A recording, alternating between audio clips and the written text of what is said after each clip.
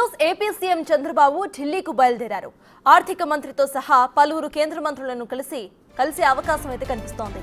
NDA తరపున చంద్రబాబు, పవన్ ఎన్నికల ప్రచారంలో పాల్గొంటారు. రేపు గన్నవరం నుంచి ముంబైకి పవన్ కళ్యాణ్ వెళ్తారు.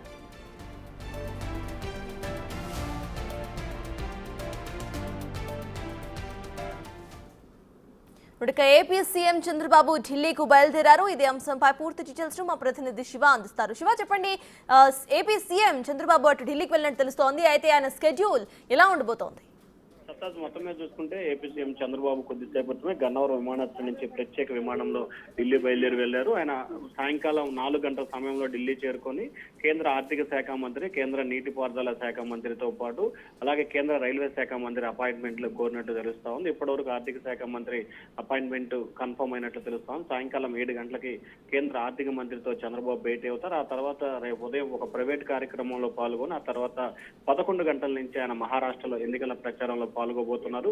రేపు ఎల్లుండి 2 రోజుల పాటు కూడా చంద్రబాబు మహారాష్ట్ర ఎన్నికల ప్రచారంలో పాల్గొనబోతున్నారు. ఒకవైపు చంద్రబాబు, మరొక వైపు పవన్ కళ్యాణ్ కూడా ఇద్దరు మహారాష్ట్రలో ఏదైతే కూటమి అంటే బీజేపీ ఎన్డీఏ కూటమి విజయానికి సంబంధించి కూడా విస్తృతంగా ప్రచారం చేయబోతా ఉన్నారు. ఆ తర్వాత ఆదివారం సాయంకాలం తిరిగి హైదరాబాద్ వచ్చి సోమవారం ఉదయం ఆయన అసెంబ్లీ సమావేశంలో హాజరవుతారు. సత్తారు అంటే శివ, ఇటు చూస్తే మహారాష్ట్ర ఎన్నికల్లో ఇద్దరు డిప్యూటీ సీఎం మరియు సీఎం ఇద్దరు కూడా పాల్గొనబోతున్నారు కాబట్టి ఇది ఇటు బీజేపీకి ఎటువంటి వేవ్ ని తీసుకొచ్చే అవకాశం ఉందనుకోవచ్చు.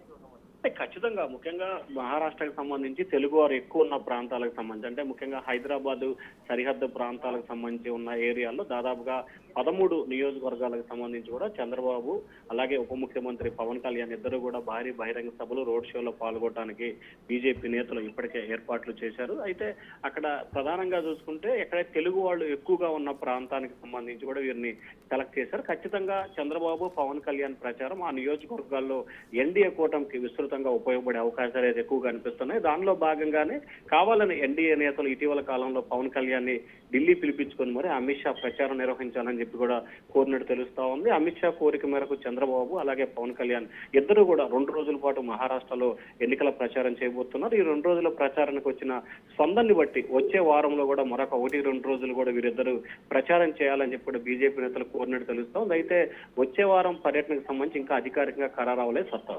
Right, thank you Shiva.